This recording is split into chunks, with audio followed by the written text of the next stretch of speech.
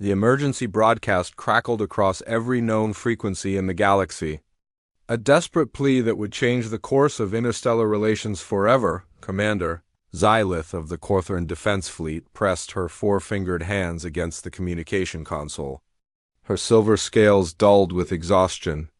Around her, the bridge of the cruiser Harmony's light buzzed with frantic activity as her crew worked desperately to maintain their failing shields. "Send the message again," she ordered, her voice barely above a whisper. "All frequencies. Emergency protocols." The communications officer, a young Corthoran named Vexus, looked up with wide, frightened eyes. "Commander, we've already transmitted 17 times. No response from the Council Fleet, the Zephyrian Navy, or the Meridian Guard. They're all ... done." Xylith closed her eyes and took a shuddering breath. 3 weeks ago, the Void Swarm had appeared at the edge of their system without warning. The insectoid creatures moved through space in massive hive ships, consuming everything in their path. They had already devoured 4 colonies and 3 defense stations. Now they approached Corthor Prime, home to 8 billion souls. Every major military force in their sector had responded to their initial calls for help. Every single fleet had been destroyed or scattered. The Void Swarm seemed unstoppable, their bioships regenerating faster than conventional weapons could damage them. "There is one option left," Vexus said quietly, his scales shifting to a pale blue that indicated extreme nervousness. "The emergency protocols include a frequency that reaches beyond our sector. Into the outer territories." Xylith's eyes snapped open. "The Deathworld sector?" The bridge fell silent except for the constant hum of failing systems and distant explosions as the swarm scouts probed their outer defenses. Every being in known space had heard whispers of the Deathworld sector, a region of space so dangerous that only one species had managed not just to survive there, but to thrive. The humans. Most civilized species considered humans to be slightly insane. They came from a planet called Earth, which by all accounts should have been uninhabitable. Crushing gravity, violent weather, deadly radiation from their star, and an ecosystem filled with predators that could kill in dozens of creative ways. Yet somehow, humans had not only survived, but had built a society that actively sought out danger. Their ships were crewed by galactic standards, built for function over elegance. Their weapons were considered barbarically simple. Most concerning of all, humans seemed to actually enjoy conflict. While other species fought only when absolutely necessary, humans had turned warfare into an art form. "Commander," the tactical officer called out, "long-range sensors detect the vanguard of the main swarm. Estimated arrival at Corthor Prime in 6 hours. Xylith made her decision. "Open the emergency frequency to the Deathworld sector. Transmit our location and situation." Vexus's claws hovered over the controls. "Commander, are we certain about this?" "The humans. They have a reputation." "What reputation could be worse than extinction?" Xylith snapped. "Send the message." The transmission went out into the void. A final desperate plea from a dying world, 3 hours later. As the swarm's bioships began their final approach to Corthor Prime, something impossible happened. Space itself seemed to ripple, and suddenly there were ships where none had been before. Human ships. They didn't announce themselves with elegant formations or ceremonial displays. They simply appeared, dozens of them, their dark hulls scarred from countless battles. The largest vessel dwarfed even the Corthoran dreadnoughts. A massive construct of metal and purpose that radiated menace even in stillness, the communication array crackled to life with a transmission unlike any the Corthoran crew had ever heard. The voice was rough, speaking in accented galactic standard, with an underlying tone that suggested violence was not just possible, but probable. "Corthoran vessel.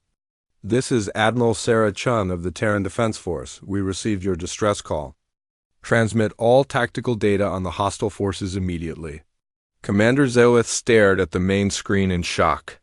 Human ships continued to materialize from what she now realized was some form of stealth technology, far more advanced than anything the galactic community possessed.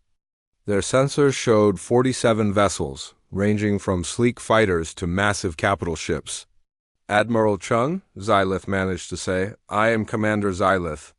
The hostile forces are designated as the Void Swarm biomechanical ships, approximately 300 vessels, with regenerative capabilities that—" "We've fought the swarm before," Admiral Chun interrupted.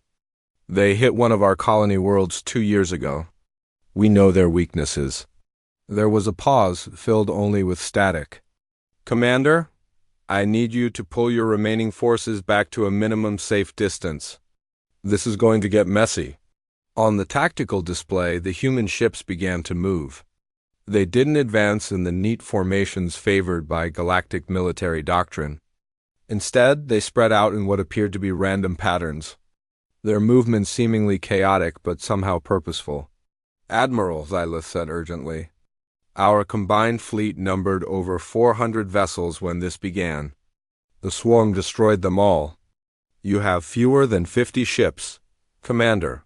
The human voice cut through her protest with cold certainty.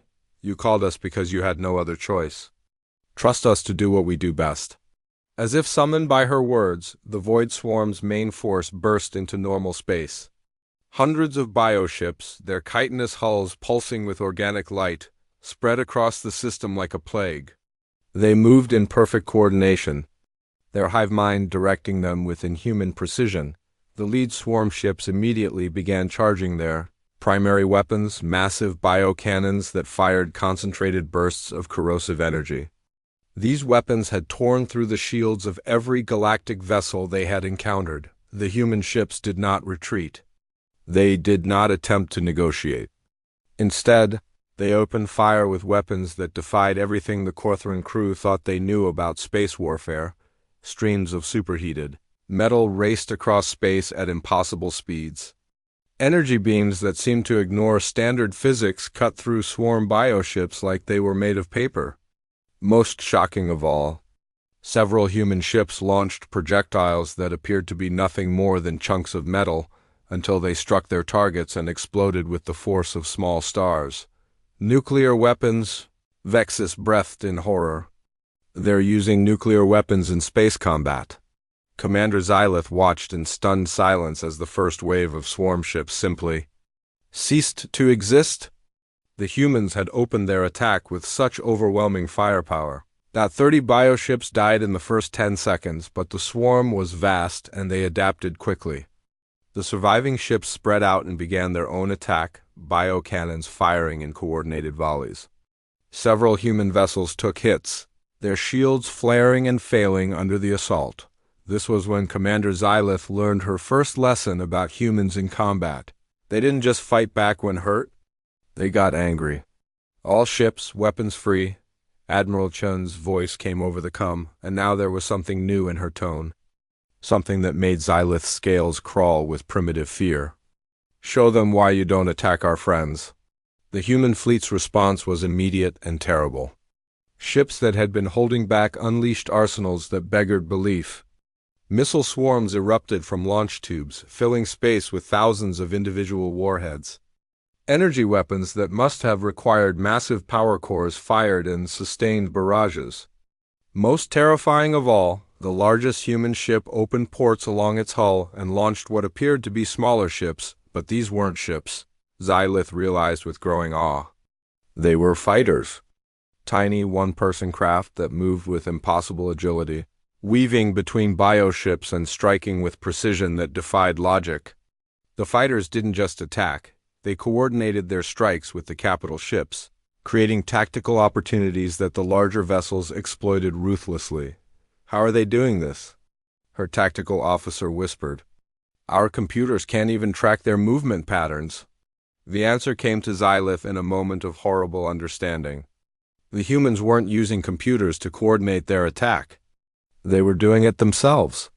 Each ship, each fighter, was operated by beings who could process information, make decisions, and execute maneuvers faster than any AI system the galactic community had ever developed, because humans, she realized, were predators. Not just physically, but mentally. They had evolved to hunt, to kill, to survive in an environment that would have destroyed any other species. And now they were applying those instincts to space warfare. The battle was turning into a rout. The Void Swarm, for all their regenerative abilities and hive mind coordination, had never faced an enemy like this. Their bioships were designed to overwhelm through numbers and outlast through endurance. But the humans weren't trying to outlast them. They were trying to kill them as quickly and efficiently as possible. A massive swarm vessel, easily the size of a small moon, began to advance toward Korthra Prime. It was the hive ship, the command center for the entire swarm.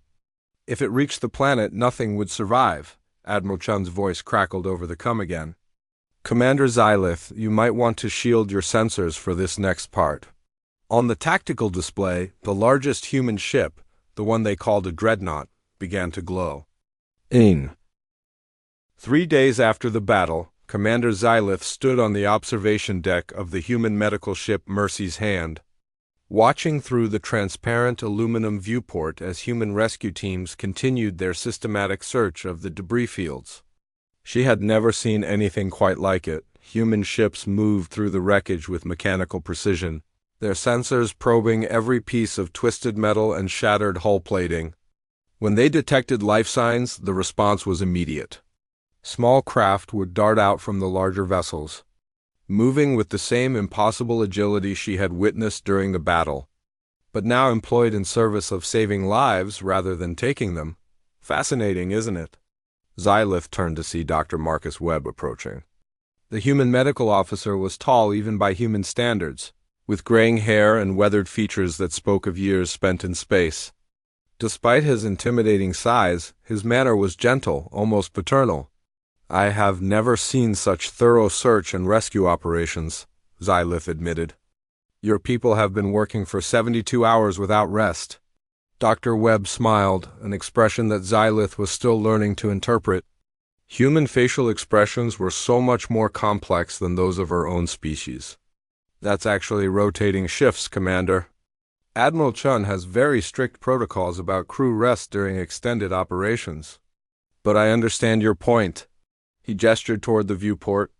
We don't leave people behind. It's kind of our thing. As if to emphasize his words, one of the rescue craft was approaching the medical ship, its hull scarred from navigating through sharp debris.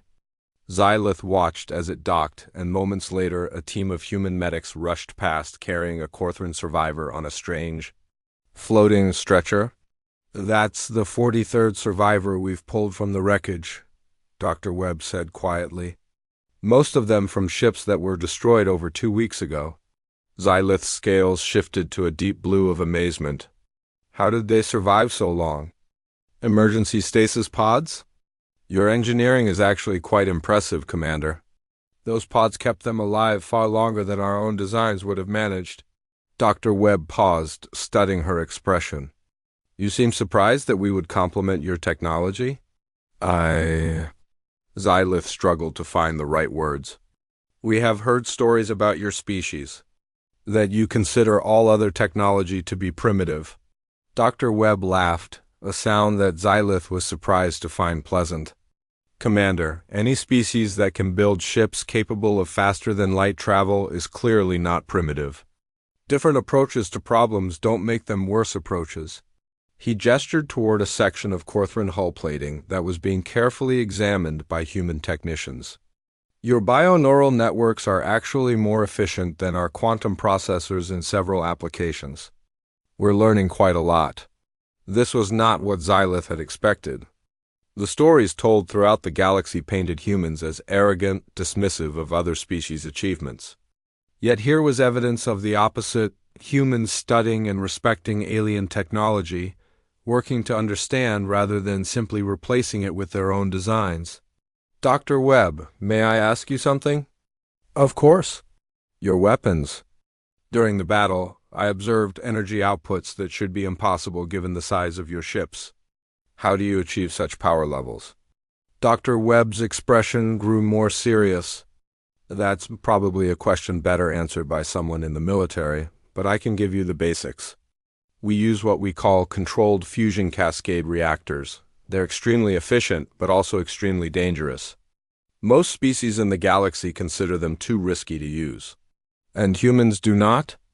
Commander, we come from a world where the ground occasionally splits open and pours molten rock everywhere, where the air itself can become poisonous, and where the weather regularly tries to kill everyone on the planet. Our definition of acceptable risk is probably a bit different from yours. Before Xylith could respond, the ship's communication system activated. Admiral Chen's voice filled the observation deck. All ships, be advised. Long-range sensors are detecting multiple hyperspace signatures approaching from the galactic core. Estimated 24 vessels, configuration unknown. Dr. Webb frowned, touching a device attached to his collar. Admiral, this is Webb. Are we expecting company? Negative, Doctor. Commander Xylith, could you join me on the bridge? We may need your expertise in identifying these ships. Xylith felt her scales shift to the pale yellow of anxiety. On my way, Admiral. The bridge of the human flagship Retribution's Edge was unlike anything Xylith had ever seen. Where Corthoran ships favored smooth, organic curves and soft lighting, the human bridge was angular, functional, and filled with displays showing more tactical information than she thought possible to process. Admiral Chen stood at the center of it all. A compact woman with steel-gray hair and eyes that seemed to take in everything at once. She looked up as Xylith entered, her expression neutral but alert. Commander, we've got 24 ships dropping out of hyperspace at the edge of the system. They're not responding to our hails, and our sensors are having trouble getting solid readings on their configuration. Xylith moved to the main display, studying the blurred images of the approaching vessels. Her blood chilled as recognition dawned. Admiral, those are hegemony ships. Saurian Empire. The bridge fell silent except for the constant hum of electronics. Admiral Chun's expression didn't change, but Xylith noticed that every human on the bridge had suddenly become very still. Explain, Chun said simply. The Saurian Empires, they're not like other galactic civilizations. They believe in the superiority of their species above all others. Any world they encounter is either conquered or destroyed. Xylith's voice dropped to a whisper. They were the ones who drove my people from our original homeworld 3 centuries ago. I see. Admiral Chun touched a control on her chair. All ships? This is the Admiral? We have 24 hostiles approaching. Battle stations, but hold fire until my command. She looked back at Xylith. Commander, why are they here? The Void Swarm, Xylith realized with growing horror. They must have been tracking the swarm, waiting to claim whatever worlds it had weakened. With the swarm destroyed, they probably think Corthor Prime is defenseless. Are they wrong? The question hung in the air like a challenge. Xylith thought of her battered fleet, the few surviving ships barely capable of basic operations. Then she looked around the human bridge, at the calm efficiency of the crew, at the displays showing weapon systems that had annihilated an entire swarm fleet in hours. No, she said quietly. They are not wrong about Corthor Prime, but they are very wrong about this system. Admiral Chen smiled, and for the first time, Xylith truly understood why other species found humans frightening. It wasn't anger or rage she saw in that expression. It was the cold satisfaction of a predator that had just spotted prey. All ships. This is Admiral Chen. Enemy vessels are approximately 1 hour out from weapons range. I want full tactical analysis on their configurations. If they're here to claim this system, they're going to learn that it's already been claimed. The next hour passed in tense preparation. Xylith watched in fascination as the human fleet transformed from a rescue operation into a military force with practiced ease. Ships that had been conducting delicate search operations suddenly bristled with weapons. The rescued Corthoran survivors were transferred to the medical ships, which immediately moved to safe positions behind the main battle line. When the Saurian ships finally entered communication range, their message was exactly what Xylith had feared. Unknown vessels, the transmission began in the harsh, sibilant language of the Saurian Empire. You are trespassing in space now claimed by the hegemony. Withdraw immediately or be destroyed. Admiral Chun looked at Xylith. Commander, would you like to respond, or shall I? Xylith straightened, her scales shifting to the deep purple that indicated determination. Allow me, Admiral. She moved to the communication station and activated the transmitter. When she spoke, her voice carried 3 centuries of suppressed anger. Hegemony vessels. This is Commander Zilith of the Corthran Defense Force. This system is under the protection of the Terran Defense Force. You are ordered to withdraw immediately. The response was immediate and predictable. Harsh laughter filled the communication channel. Corthran scum, the Saurian commander spat. You dare to threaten the hegemony? And what primitives are these humans you hide behind? No matter. We will crush you both and claim this system for the Empire. The transmission ended, and Admiral Chun activated the fleet-wide channel. All ships weapons free. Target their command vessel first. I want to make this quick and educational. The Saurian fleet advanced in a traditional formation, a wedge of heavy cruisers with destroyer escorts, textbook galactic naval doctrine. They had numbers and firepower, and their ships were some of the most advanced in known space. They also had no idea what they were flying into. The human fleet didn't advance to meet them.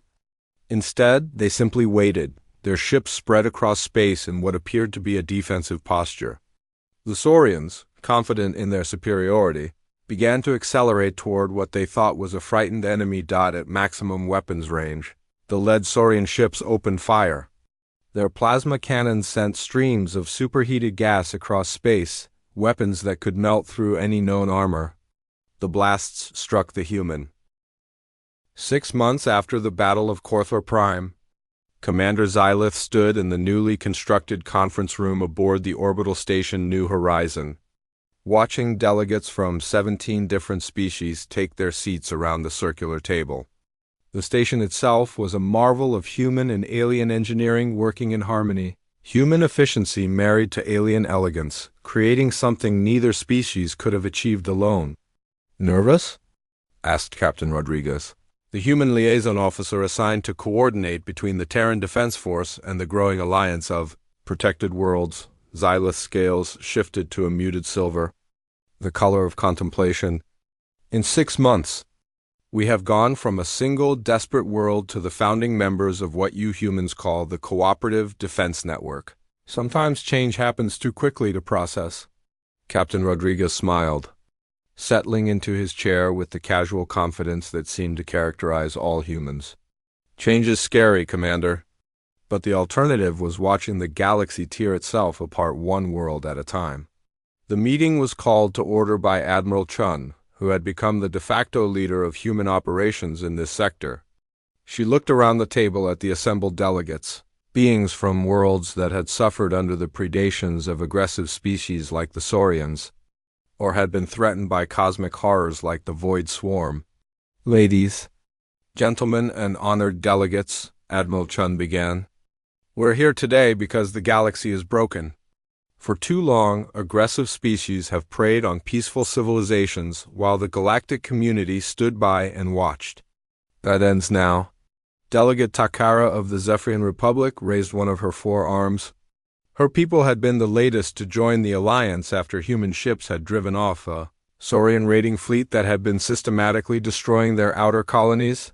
Admiral Chun, while we are grateful for human protection, there are concerns among some species that we are simply trading one form of domination for another.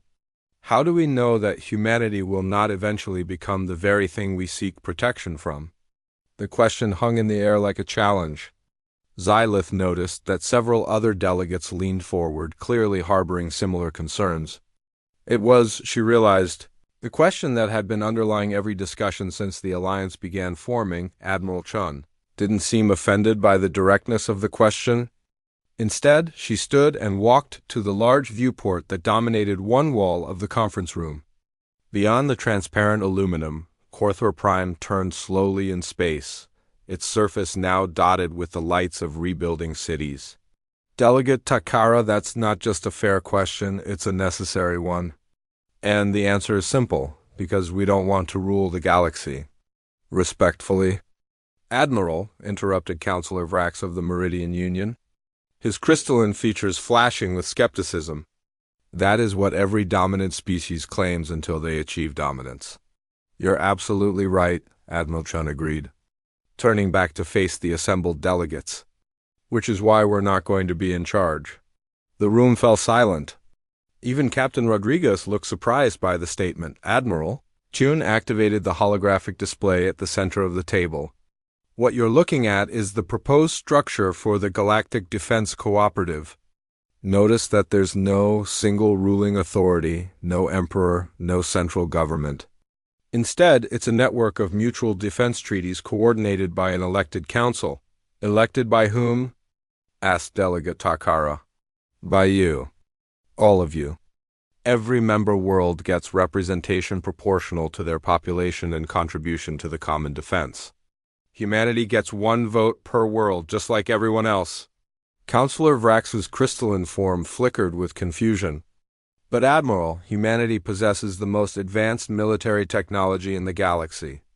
Why would you willingly limit your own influence? Xylith found herself answering before Admiral Chun could respond. Because they understand something the rest of us are still learning. True strength comes from making your allies stronger, not keeping them weak.